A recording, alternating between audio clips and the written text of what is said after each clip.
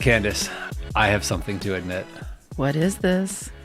I really wish that I had a truckload of money that I could just drive up and dump in front of the high performers on my team. Don't we all? Yeah. And also, I sometimes have these moments where I could just say, do your job or you're fired. Are you reading my mind? Yeah, right. It's one of those things where we don't have really either of those options in higher ed, right? There's not an infinite amount of resource. And we also have kind of rules and regulations that we have to follow and performance management things that we have to follow if someone is not performing to the way we want. So you can't just walk in there. I just once jokingly said to another member of our leadership team, I wish there was one day a year that I could just say, you're fired. Just one day. Just one day. Just give me one day where I can make whatever staffing changes I want to make and go forward. And those are kind of humor in the face of frustration. Right. But really we are, the firing is one side and the unlimited resource to reward people is on the other side of these extremes with accountability in the middle, right? And we don't have the either of the extreme ends. And I think in some ways it's good that we don't have those extreme ends. It sort of creates maybe not the resource side. It would be nice to have unlimited resources. But I really would like to have a candid conversation today about how we create and sustain accountability in our teams. Sounds good. I'm ready to be held accountable and talk about how I hold others accountable in the workplace. Nice. So if you think about those two things that I mentioned before, like the risk of losing your job and monetary reward, those are what are called extrinsic motivators, right? They're external to people. And we don't have those. And so we have to, as managers and leaders of our teams, we have to rely on intrinsic motivation. Like what are those things inside people that motivate them to do a good job? So how do you, what are some of the things that you use to sort of bring out that intrinsic motivation in people? I think the first thing is leading by example. So setting an example of doing that work for your team, not for your team, but showing that you will do the work that sometimes it's not glamorous, it's not glorious, but you are a hard worker. You're going to be held accountable. But also I share my goals with my team and let them know when I've knocked it out of the park, but also if I fall short. So you know how everyone says, not everyone, but most people will set annual performance review goals and this is what I would like to accomplish. They know exactly what my goals are, what I set from the beginning for myself, for the team, not just for the organization, but my personal ones that I'm sending up to, the dean or whatnot. And I share those with them so that they know how it worked or didn't work, because I expect them to obviously share them with me, not that they have to share it with each other. But I think that's one of the ways that I can hold myself accountable and exhibit how they can be held accountable as well. Do you try to include them in your goals, like to help them so that they can help you accomplish your goals as the leader of the team? Yeah, I mean, one of my goals in specific this last year was professional development and how much I wanted the team, not just myself, to utilize all of the extra money I asked for budgetary wise. So it's budgetary. So I asked for more money so we can make sure that people can develop professionally. And so really letting them know, hey, you can not all things cost money to develop professionally. You can get a mentor or coach, you can do whatever, but I will be, asking for how is that rewarding? How is it impacting? And so they were very much involved in that goal because I don't get it accomplished unless they actually use it. it. So, yeah. Yeah, we've been doing a professional development budget for a number of years on our team. And I actually have a hard time spending it all. Because people don't go out there and sort of use the opportunity that they're given. We have plenty of money to buy a book. I don't need to buy a book. They're free. Oh no. Yeah. But that's really important for people. And I think it's actually one of the ways that you can encourage accountability is through that reward, right? That reward of professional development and growth. And, we tend to offer it to everybody, but I want to, if someone is a really high achiever and they come to me and say, hey, I really want to go to this conference, but it costs a lot of money. It's like, hey, you know what? You've shown that you're really dedicated to this place. We'll spend that extra money on you this year. Yeah. And I also do reward people by those recommendations of being on community different groups or letting their face or their voice get known outside in the community. It's not that I'm guarding it or gatekeeping it. However, if they are asking for who on your team can do X, I'm looking for those people that are already high achieving and that can move things forward. And so that's rewarding not just them, but it's rewarding our whole organization because other people get to see how fabulous, people on your team are and things of that nature. So those opportunities to grow come with high performance, right? You don't want to give the low performers on your team those things. One, they're not doing a great job to begin with, so they probably don't have the bandwidth to do those extra things. But it is that way that we can reward people because those opportunities are there. And it's funny, when we were talking about this topic on a previous version of the podcast, there was a comment in one of the places where we posted it, and they're like saying, yeah, that doesn't work for me because I've tried doing all that extra work and then never get any reward for it. And so, but I think it is, you have to do it in a way that doesn't overburden the person, but also rewards them for a job well done. And again, it's one of those, I see this and I'm looking at myself when I think about this, is that I've definitely volunteered for a lot of things. It's like, you're on the social committee and you're this and all these things. And you feel like you're in the spotlight and you're like, this is like 3 jobs. I have to plan the golf scramble and I have to do the bowling thing. Plus I have to do my own job. And I'm on the strategic committee. Like, where does it stop? Where does it end? And you don't see the monetary value. Like, nobody's giving you a raise because you're planning the social events.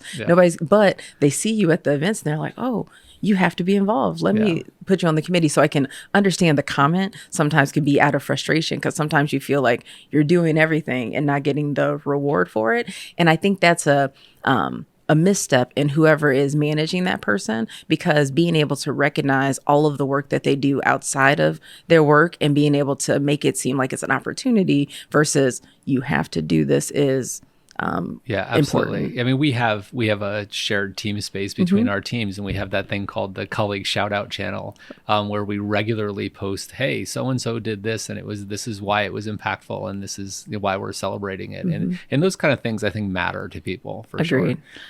There are other ways that we can hold ourselves accountable. And one of the things that and this is probably on your list as well, is building trust. And one of the things that I did when I first started over at Applied Health Sciences is I noticed that even though there were some teams that had been there for a while, we brought on a whole lot of new individuals, new full-time staff. And so I like to generate fun. I like to generate that energy. So I do things like, hey, let's go to an escape room. Hey, let's do these things. And so even though people are like, oh, I don't do escape rooms, or some people could have been like that, and it wasn't mandatory, but it was kind of like highly encouraged. It allowed them to communicate in ways that they don't necessarily have to, and to build that trust amongst themselves so that when they get stuck on a problem, they can ask for help without feeling like they're being judged or without feeling like they have to prove themselves before they ask for that help. Because it's not a stupid question. It is a question you don't know the answer to, and this person may have more expertise on. Yeah, I think that's a really excellent point, and it's something that has been more of a challenge to do since so much of our teams are remote. I think we've had more interpersonal conflict and I think accountability issues over the last year or so. And I think part of it is the fact that our team just doesn't know each other very well because we've hired so many people directly into full remote jobs, and they're just not getting to know each other as human beings. So they don't develop that trust, and they don't have that. They don't maybe give each other the benefit of the doubt, in grace. So how have you been dealing with that on your team? How have you been building the trust when they may never actually be in a room together, but they have to work together? It's really hard to do. I think it's a matter of, when the pandemic first started, we were a much smaller team, probably about half the size of we are now, but it was still a pretty good sized team. And we, like, every week we actually got together for like 45 minutes. It was on Zoom, but we did an activity together, whether it was, Scribble or Scrabble, Scrabble or Scrabble, or, trivia. was it Geo Tracker, Oh yeah. that game where Find where we are in the country. they give you I'm really good at that. picture of some place in the world Yep. from Google Maps, and you have to guess I was where like, it oh, that's is. Serbia. They're Yeah. like, what? I was like, Yeah, it's funny. We have two members of our team who are originally from Indonesia, and the random drop was like 100 miles from where they grew up, so they knew exactly what it was. But yeah, those kind of things I think connect people, and we try to have as much in person as we can. We do social events and lunches and things like that, but it's still is not the same as sort of being in that space together. I won't do this. this is recorded. Yeah, I won't do this because I think half of my team would likely resign if I made everybody come back to campus. But I actually think we would be a better team if we were all together. I think people just get to know each other better, and remote work has huge benefits, but it also has its downsides, and we're dealing with those downsides for sure. Agreed. So are there other things that you're doing to make sure that you hold yourself accountable or your team accountable? What other things? So I think one of the things that I learned like very very acutely this past year is we've been going through a pretty significant reorganization in our part of IT Partners, and we weren't as productive as I wished we would have been, right? And that the college needs us to be. And one of the things that I think was missing in the middle of this reorganization was clarity. So establishing Like clear expectations, right? We were moving so many pieces around that what we were trying to do was getting kind of fuzzy. And so people are like, well, what should I be working on, and what is our focus, and who should I be reporting to, and who am I accountable to? Those are important because I've spoken with people that don't even work in my organization. They're like, oh, I got a new boss. I was like, oh, okay. But that person doesn't know what I'm going to do. And I was like, how does that make you feel? They're like, do I have a job tomorrow? I don't know. Yeah. Like, so. Yeah. And it was a lot more tumultuous than I expected it to be. And that's on me for not sort of seeing that. But I think that's one of those things that to be accountable to something, you have to know what that something is, right? And so for us as leaders to really be setting those clear expectations and helping people set priorities, you don't want to micromanage them like all the way down to the last detail of what they're doing, but they need to know what our goals are. They need to know what our the KPIs or whatever you want to call them are that we're shooting for. And you also, when you give them that goal, sometimes you do have to actually put timelines and deadlines on there. So it's great to say, oh, we're working on this sometime this fall. But at some point, fall, it's now winter. It's December now. Well, I don't know when this will be released, but it's been quite some time. And if you don't establish the timeline or do a check-in or say when you need more help, it's really easy for that to just get minimized or not being held as a priority. And I think in our higher ed environment too, the idea of deadlines seems fuzzy, right?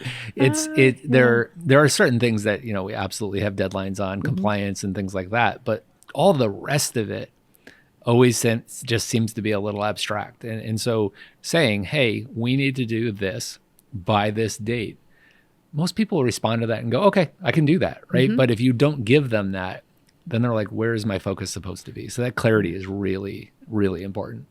Are there any other things that you've used that you use personally or that you've noticed that hold your own self accountable? One of the ways that I know that works for me to keep me accountable is that I'm getting regular feedback from whoever I'm being accountable to. And so I really love that they say, Chris, you're doing a great job here, or Chris, you need to step it up here. And not just get to the end of the whole process and they go, that's not what we wanted, right?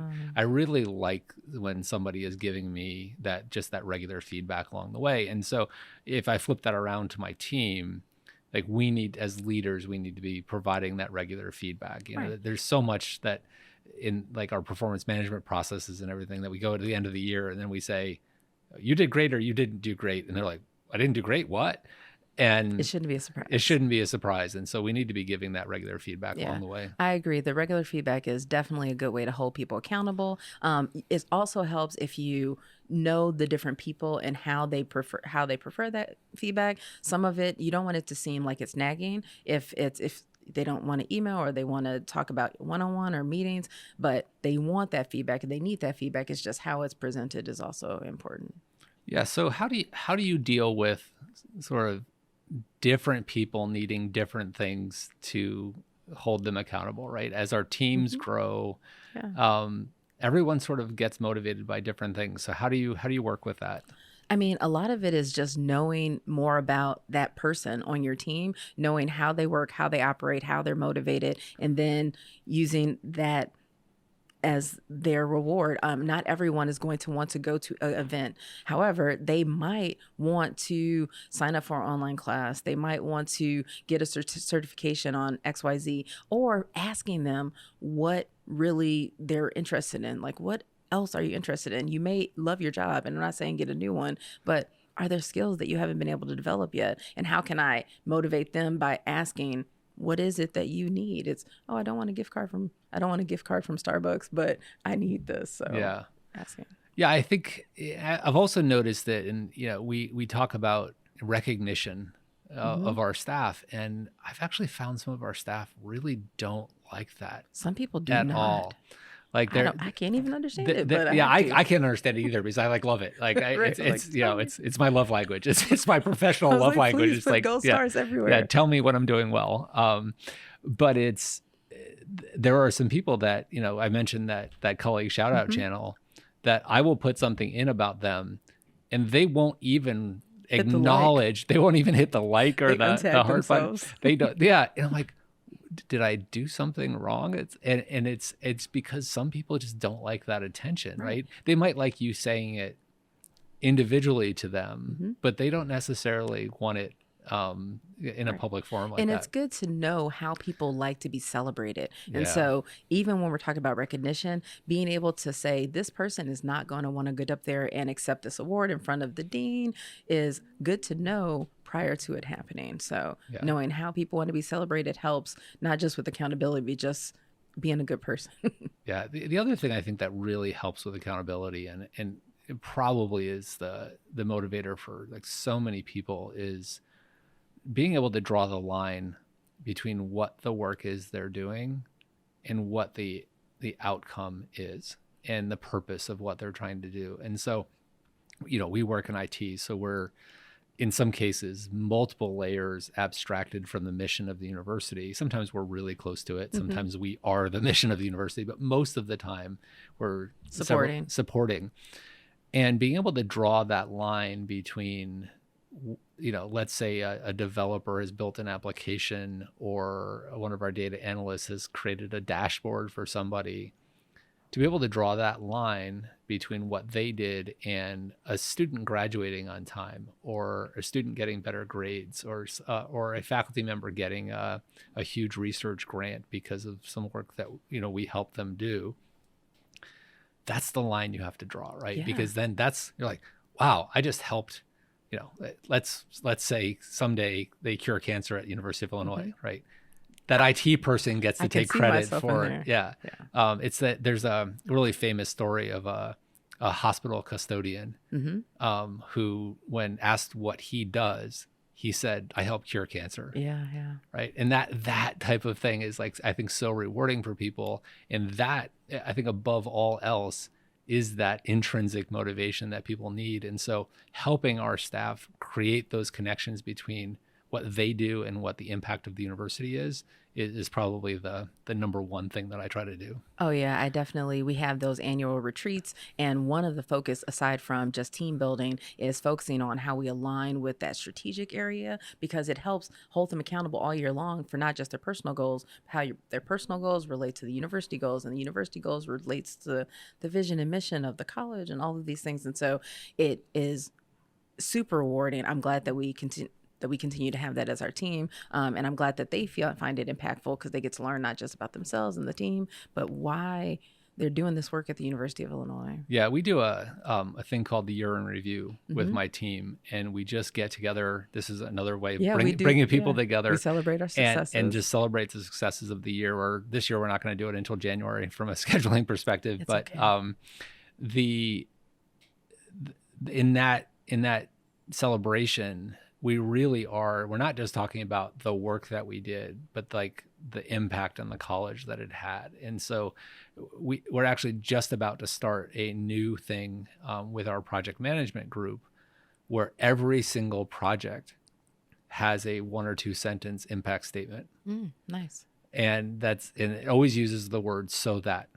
And so we are doing this so that the college can succeed in this area. And so that we're tying every single piece of work that we do to that. Awesome. It's good to have those metrics. Yeah.